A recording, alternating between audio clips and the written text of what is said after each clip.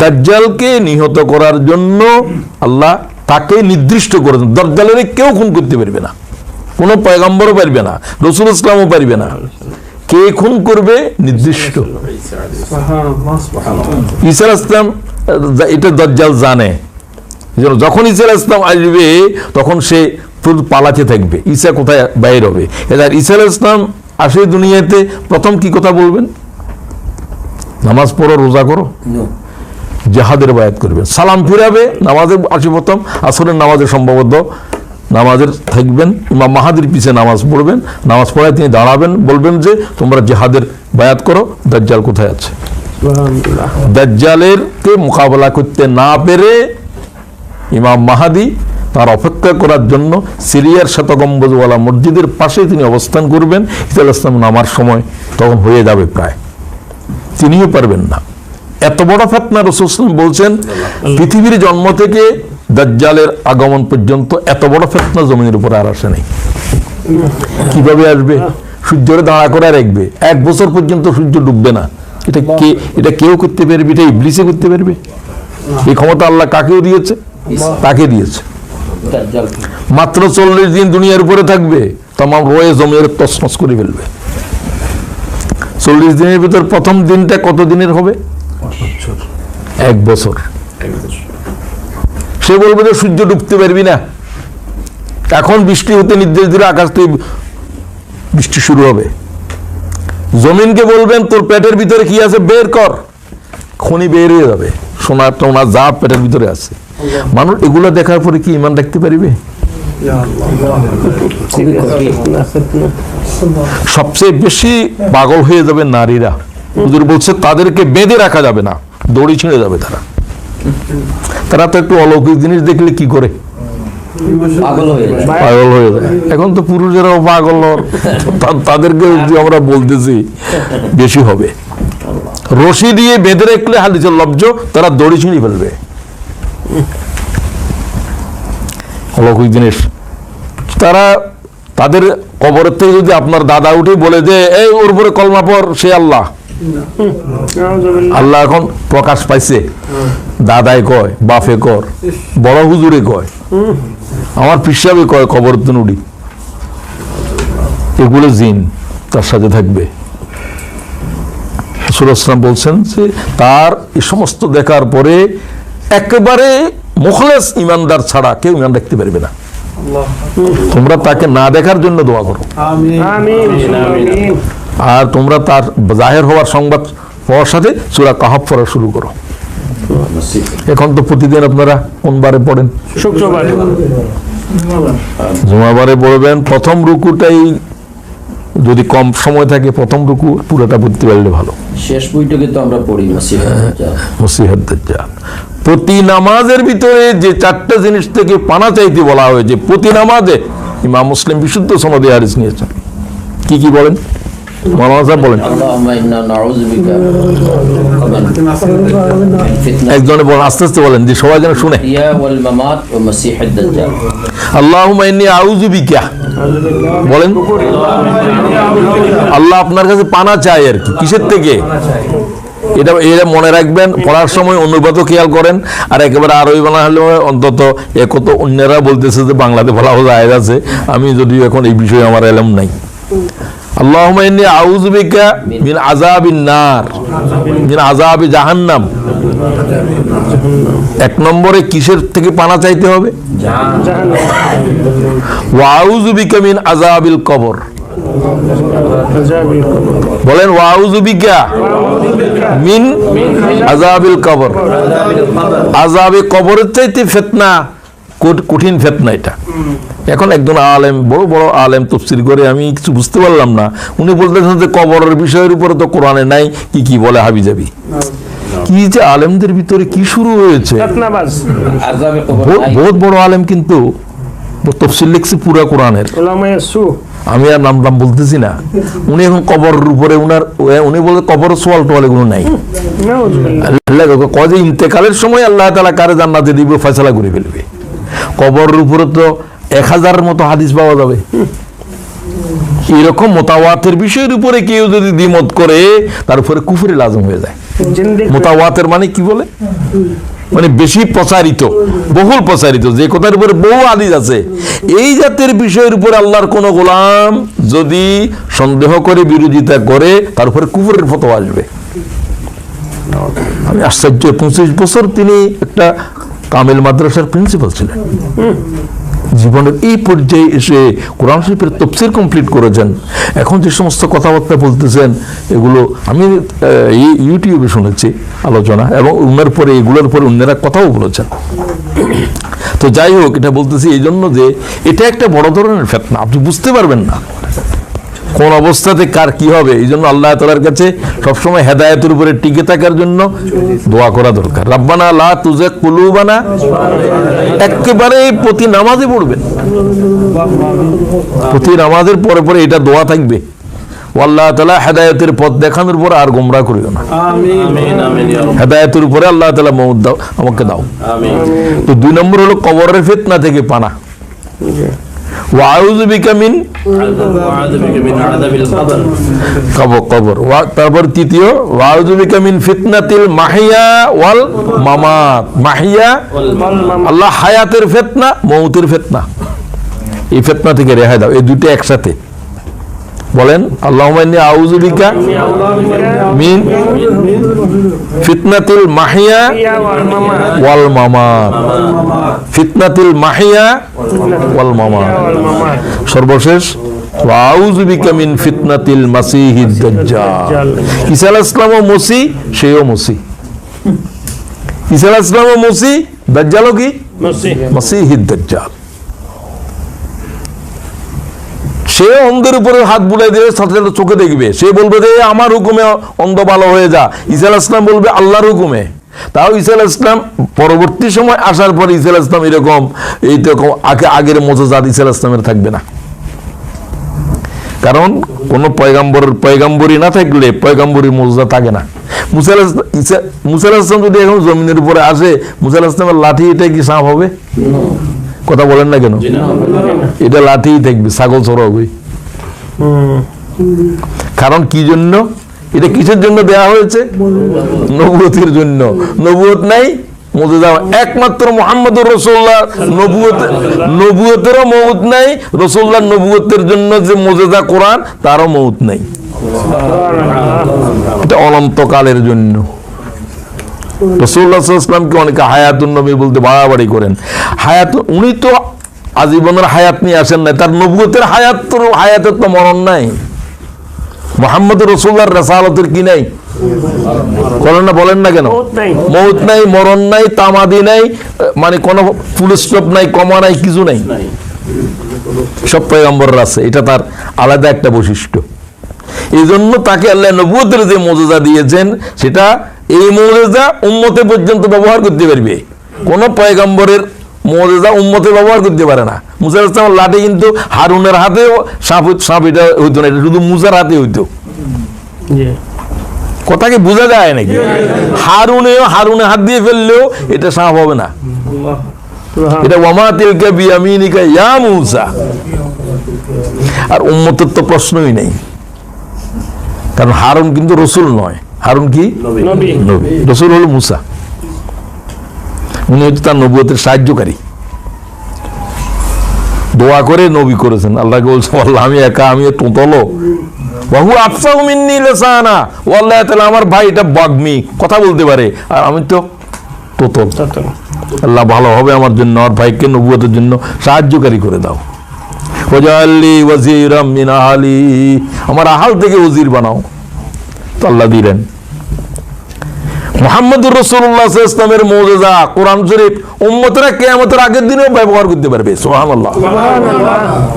Doctor Zakir আল্লাহর কোরআন শরীফের মুজিজা কি দেখা দিচ্ছে? কে মোকাবেলা করবে? করো, আসো। কোরআন শরীফ থেকে একটা ভুল বাইর করো, পৃথিবীর আজকে ১৫০০ বছর পরে একটা জের জবরের কিছু আছে কিনা বাইর করো। এটা কত বড় চ্যালেঞ্জ! এই চ্যালেঞ্জ আনচ্যালেঞ্জ থাকবে পৃথিবীর প্রলয় দিন অবধি ইনশাআল্লাহ, ইয়াউমুল কিয়ামা। এবং কিয়ামতের পরেও কোরআন শরীফ এটা অব্যয় অক্ষয় থাকবে। আল্লাহ বলে দিয়েছে, আল্লাহ লৌহ মাহফুজে একটা কিতাব শুধু আছে, আবার অন্য জায়গায় বলছেন একটা কিতাব আছে আর ওই কিতাবের ভিতরে তামাম কিতাবের বড়ি রেখেছি। ওই যে একজন ভাই বললেন, আমাদের সভাপতি সাহেব বললেন যে মুসা আলাইহিস সালামের কমান সেখানে পাবে, ঈসা আলাইহিস সালামের মূল কথাগুলো কিতাবের ইনজিলেরও পাবে, তৌরাতেরও পাবে, সমস্ত কিতাবে এই কিতাবে আছে বিধায় এটা কোরআন। কোরআন মানে গ্যাদার করা, এর ভিতরে তামাম উলুম তামাম কিতাবকে জমা করা হয়েছে। কোরআনের এক অর্থ এটাই, এক অর্থ পড়া রিড, আর এক অর্থ হলো টু গ্যাদার। আল্লাহ এই ভিতরে তামাম কিতাবকে জমা করেছে, তামাম উলুমকে জমা করেছে।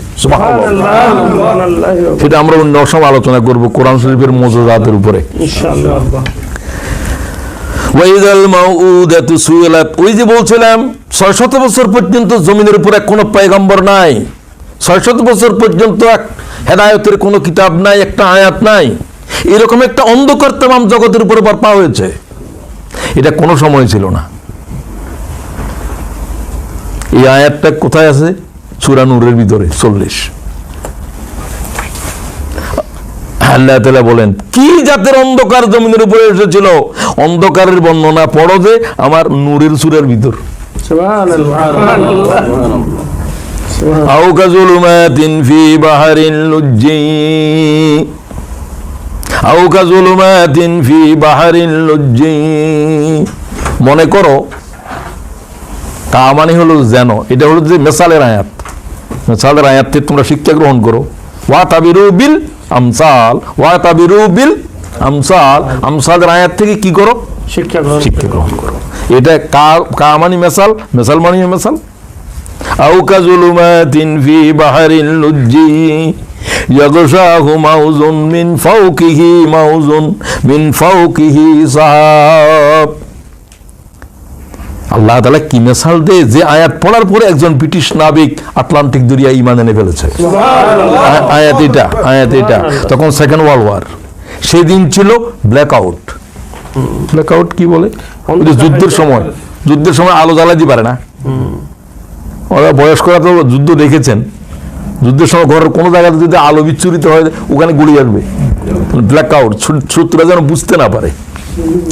সেই দিন ছিল ফাউল ওয়েদার, আটলান্টিক দরিয়ার উপর শুধু আসার খাচ্ছি তরঙ্গ। আল্লাহর আয়াতের সাথে পুরা মিল যাচ্ছে এগুলো।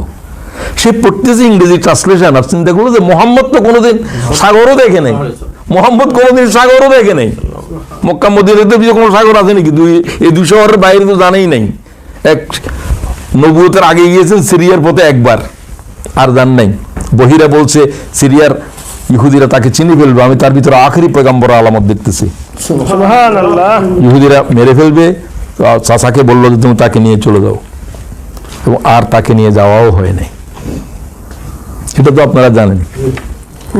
বহিরা বললেন আবু তালেবকে, এই বালকটাকে আমি দেখার জন্য তোমাদেরকে দাওয়াত দিয়েছি আজকে, এই কাফেলা, আরবের কাফেলাদেরকে। তোমরা আসছো, আমি বলতেছি যে না, আমি যেটা চাই সেটা তো আসে নাই। কই কেন? কই না, তোমাদের তার কেউ বাকি আছে? কই একটা ছেলে বাকি আছে, সে আমাদের মালগুলো পাহারা দিচ্ছে। কই যে আমার ছেলে, সেটা লাগবো। চোখের বুট সব মেয়েকে ওটা চোখ অন্ধ হয়ে যাচ্ছে, তুতুর এরকম বুড়া খ্রিস্টান পাদ্রী। উনি যখন আসতেছেন, ওর তাকায় রইল যে একখণ্ড মেঘ তার মাথার উপরে, তারা সূর্যের কিরণ দাহ দিতে পারছে না।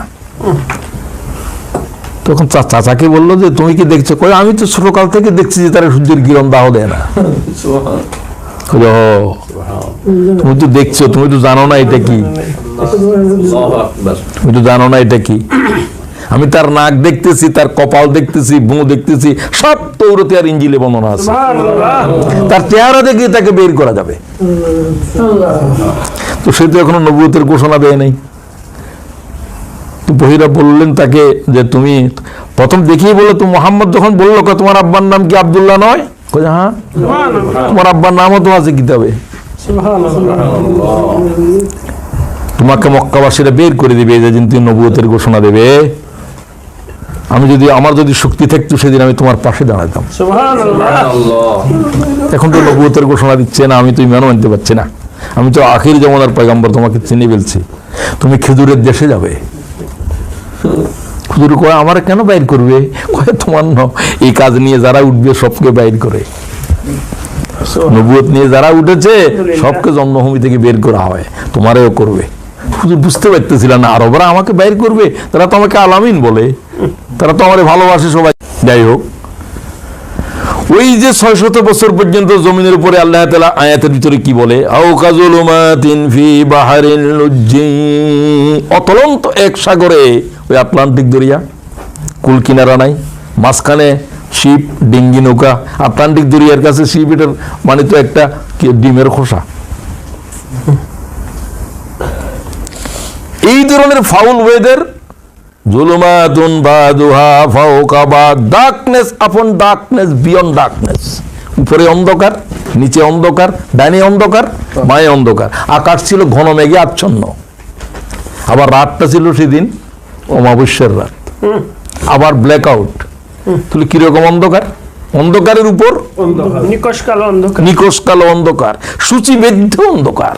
সূচ দিয়েও যেন অন্ধকারে ছেদ করা যাবে না, সাহিত্যের ভাষায় বলে সূচিবদ্ধ অন্ধকার। এই ধরনের অন্ধকার পরে অন্ধকার, আল্লাহ তাআলার বর্ণনা। আকাশ ঘন মেঘে আচ্ছন্ন, একটা তারা দেখা যাচ্ছে না, ক্লাউডি। এরপরে রাত, অমাবস্যার রাত, এরপরে ফাউল ওয়েদার, সবটাই এইরকম। এইরকম একটা অন্ধকার মানব জাতির উপরে বর্পা হয়েছিল। সুবহানাল্লাহ। কুফরির আসার তরঙ্গ আসার খাচ্ছে, শিরকের তরঙ্গ আসার খাচ্ছিল, তরঙ্গের উপরে তরঙ্গ। আও কাযুলুমাতিন ফি বাহরিল লুজ্জি ইয়াগশাহু মাউজুন মিন ফাওকিহি মাউজুন, মাউজুনের উপরে মাউজ, ওয়েভ আপন ওয়েভস, তরঙ্গের উপরে কি এবং নিজের হাত নিজের চোখে দেখতেছে না। অন্ধকার এত বেশি যে নিজের হাত বাইর করলে নিজের হাতের নিজে চোখে দেখছে। এই জাতের, এটা রূপকথ্যেও তাই। মাকে চিনতেছে না বাপে, মায়ের ইন্তেকালের পরে সৎমা বিয়ে করে ফেলতেছে। এই জাতের অসভ্যতা চলছে। সুবহানাল্লাহ। উলঙ্গ অবস্থা আল্লাহর কাবা তওয়াফ চলছে। এই জাতের অন্ধকার পৃথিবীর জীবনের উপর আর আসে নাই। মোহাম্মদ ওই অন্ধকার পরে আসছে দুনিয়ায়। সুবহানাল্লাহ। কি জাহেলিয়ত, দুনিয়াতে জাহেলিয়তও দেখে নাই। এরকম একটা পৃথিবীর সামনে আল্লাহ তাআলার পয়গম্বর খাড়া হলো, ডানেও কেউ নাই, বাঁয়েও কেউ নাই, এক এতিম একটা বর্ণ পড়ে নাই। খালি উম্মি না একবারে জনমের উম্মি? জনমের ভিতরে কোনোদিন একটা বর্ণ পড়ে নাই, বাক্য নয়, শব্দ নয়, কি পড়ে নাই? বর্ণ পড়ে নাই। আলিফ চিনে না, বা চিনে না, মোহাম্মদের মিম চিনে না। সুবহানাল্লাহ। এইরকম এইরকম নিরক্ষর, এইরকম উম্মিও দুনিয়ার উপরে ছিল না। সুবহানাল্লাহ। এই বড় বৈশিষ্ট্য। এই জাতের উম্মির ভিতরে আল্লাহ তাআলা সমগ্র পৃথিবীর উলুম ঢেলে দিয়েছে। সুবহানাল্লাহ। উল্লামতুল ইলমিল আউয়ালিন ওয়াল আখিরিন, আমি মুহাম্মদকে পৃথিবীর সৃষ্টি থেকে পৃথিবীর প্রলয় দিন পর্যন্ত तमाम উলুম তার বুকের ভিতরে ফুঁকে দিয়েছি। সুবহানাল্লাহ। কি জ্ঞান এটি তার সামনে, এটা আল্লাহ তাআলা এক মুহূর্তে দিতে পারে। ঈসা আলাইহিস সালাম যখন দুনিয়া আসবে, দুনিয়া তখন তো মডার্ন বিজ্ঞান সবকিছু, আধুনিক জ্ঞান ও বিজ্ঞান ঈসা আলাইহিস সালামকে আল্লাহ এক মুহূর্তে ফুঁকে দিবে। সুবহানাল্লাহ। ফিলিস্তিনে বলে तमाम পৃথিবীর কি হচ্ছে সব প্রযুক্তি তার হাতে থাকবে।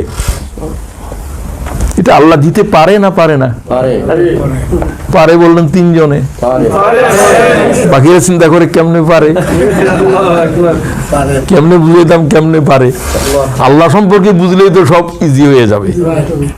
কেমনে মোহাম্মদ এত দূরে গেল, এত বিলিয়ন ট্রিলিয়ন, এত দূরে আকাশ, এত ব্ল্যাক কি Krishna Gabbar, black hole. Black hole কি ভয়ঙ্কর জিনিস, এটা কি করে অতিক্রম করলো? এগুলো কি করে, কি তুমি আমাকে দিয়ে তোমাকে দিয়ে চিন্তা করলে তো পাগল হয়ে যাবে। আল্লাহ তো কয় মুহাম্মদ যায় নাই, আমি আমার বান্দাকে নিয়ে এলাম। কথা বুঝতে পারছেন নি? তাহলে কি আর কোনো সমস্যা আছে? সমস্যা তো সুবহানের ভিতরে শেষ করে দিছে। সুবহান মানে impossible is very word is unknown to Allah. Impossible শব্দ এটা আল্লাহর অভিধানের ভিতরে নাই। আল্লাহর ডিকশনারিতে সব অসম্ভব, এটা কি শব্দ? এটা কি আল্লাহর জন্য? No, never. এটা তো মানুষের জন্য। কোন ফায়াকুন। সুতরাং এই যে বুঝছে তার কাছে তো প্রথম শব্দে আল্লাহ জবাব দিয়ে দিছে। সুবহানাল্লাহ। 600 পর্যন্ত পৃথিবী এই অন্ধকারের ভিতরে রাখার উদ্দেশ্য কি? আমি বহু চিন্তা করে যা কি আমার এলেমে যতটুকু বুঝে আসলো যে যদি কোনো না কোনো জায়গাতে আলো থাকতো, তারা বলতো আমাদের তো নবীর প্রয়োজন নেই, আমাদের তো আলো আছে, আমাদের তো সূর্য না হলেও চলবে। ঠিক কিনা বলেন? সমগ্র রোয়েজ জমিনের উপরে এতটুকু আলো নাই, তাম পৃথিবী অস্থির হয়ে গেছে, আমরা এই অন্ধকারের ভিতরে থাকবো, আল্লাহ আমাদের জন্য কোনো আলো পাঠাও না। এটা যদি এশিয়ায় থাকতো তাহলে ইউরোপে বলতো যে আমাদের কাছে তো আলো আছে। এশিয়াতে নাই, ইউরোপে নাই, আফ্রিকাতে নাই, আমেরিকাতে নাই, পৃথিবীর রোয়ে জমিনে নাই। তাহলে সমগ্র জমিনের আল্লাহ তাআলা নবুয়তে খালি করলো যে তাম পৃথিবী আলোকিত করার রসুল আসতেছে।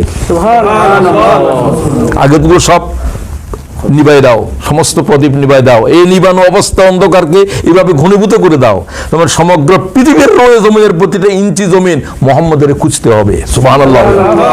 এরপরে আসবে মোহাম্মদ আসবে। কথা কি?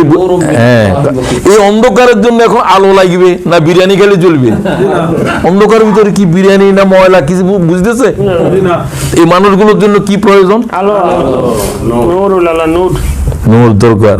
আল্লাহ তাআলা বলেন আও কাযুলুমাতিন ফি বাহরিল লুজ্জি ইয়াগশাহু মাউজুন মিন ফাওকিহি মাউজুন মিন ফাওকিহি সাহাব যুলুমাতুন বাদুহা ফাওকা বাজ ইযা আখরাজা ইয়াদাহু লাম ইয়াকাদ ইয়ারা ওয়া মান লাম ইয়াজআলিল্লাহু লাহু নূর। মানুষেরা তোমরা অন্ধকারের ভিতরে একটা আলো খুঁজতেছিলা, কদ জাআকুম মিনাল্লাহি নূর। এই নূর হচ্ছে নূরে মুহাম্মদী সাল্লাল্লাহু আলাইহি ওয়াসাল্লাম। সমস্ত তাফসীরকার এই নূর রপ্ত করেছে মুহাম্মদকে। সুতরাং এই অন্ধকার বুঝেন আপনি। ওয়াইযাল মাউউদাতু সুইলাত বিআইয়ি যামবিন কুতিলাত। খুন কিভাবে চলছে? মেয়ে হয়েছে, কি করো? কি অপরাধ করছে মেয়ে? এটা না অপরাধ নাই, মেয়ে হবে, এটা তো শরমের বিষয়, এটা একটা আমার ইজ্জতের বিষয়, সম্মানের বিষয়, প্রেস্টিজের বিষয়। কি ধারণা কিরকম? মেয়ে না হলে তোরা জন্ম হবে কি? তোর মাও তো মেয়ে, বুঝ নাই, চলে গেছে এগুলো। ইসলাম গ্রহণ করার আগে হুজুরের সামনে আসছে, ইয়া রাসূলুল্লাহ, আমি আমার মেয়েকে যখন দাফন করতেছিলাম আমার মেয়েটা আব্বু বলে ডাকতেছিল। রাসূলুল্লাহ কাঁদলেন, সে নিজেও কাঁদলো, আল্লাহর রাসূলও কাঁদলো। আমি আমার মেয়েটাই কাপড় পরাইলাম, আমি বাইরে ছিলাম, আর মেয়েটা বড় হয়েছে, তো মেয়েকে বলছে কোথায় নিয়ে যাচ্ছ? করে চলো আব্বু বেড়াতে যাই। পাহাড়ের কানালে নিয়ে গেলাম, আমি গর্ত খনন করতেছি, সে বলতেছে আব্বু কেন করতেছো? আমি কিছু বলছিলাম না, সে মাটিগুলো টানতেছিল। গর্ত খনন হয়ে গেল, আমার গায়ের ভিতরে বালিগুলোও আমার মেয়ে সরাই দিচ্ছিল, এগুলো বলতেছে, আর রাসূলুল্লাহ কাঁদছে, আর ও কাঁদতেছিল। বুঝছে গর্ত খনন করে যখন শেষ হয়ে গেল, আমি তার ধাক্কা মেরে ফেলে দিলাম, আর মাটি চাপা দিচ্ছিলাম, আমার মেয়েটা আব্বু বলে চিৎকার করছিল। কি অসভ্যতা দুনিয়ার উপরে গালে বয়েছিল। বিআইয়ি যামবিন কুতিলাত। আপনারা যারা মক্কা শরীফে যান, কাবা শরীফের বাম পাশে আজও একটা জায়গা আছে, কুয়ার মতো, ইয়েস, কুয়ার মতো বালি টালি আছে, ওটাতে কোনো খনন কার্য করতে পারতেছে না। যতটুকু আমি ওখানকার লোকদেরকে জিজ্ঞাসা করলাম, এখানে যতবারই খনন কার্য করে আগুন উঠে নিচের থেকে। এটা সেই অবস্থায় আছে। এটা ওয়াদি বানাত। এবারে যারা যাবেন তারা ওয়াদি বানাত দেখে নেবেন। মানে ওয়াদি বানাত তো মহিলা, মেয়েদের এই কবর এখানেই ছিল। এখানে শত মেয়ের কবর, জিন্দা মেয়েকে কবর দেওয়া হয়েছে এই জমিনের উপরে। আল্লাহ সেই স্মৃতিকে রেখে দিয়েছে। বিআইয়ি যামবিন কুতিলাত। কোন অপরাধের কারণে তাদেরকে কতল করা হয়েছিল? আল্লাহ তাআলা কিয়ামতের জীবনে এই হত্যা দিয়ে বিচার শুরু করবে। খুন আল্লাহ তাআলার বিচার, প্রত্যেকের ব্যক্তিগতভাবে বিচার আমার আপনার হবে যে সালাত দিয়ে, আর আল্লাহ বিচার শুরু করবে খুন দিয়ে। সুবহানাল্লাহ। আমাদের দেশে একটা কথা আছে, খুনের বাদী সরকার। এটা মনে হয় আইনেরও কথা। খুন যদি করা হয় এর জন্য কে বাদী হবে? সরকার বাদী হবে। তো আল্লাহর বান্দারে খুন করার জন্য কে বাদী হবে? আল্লাহ রাব্বুল আল্লাহ বাদী হবে কে আমাদের?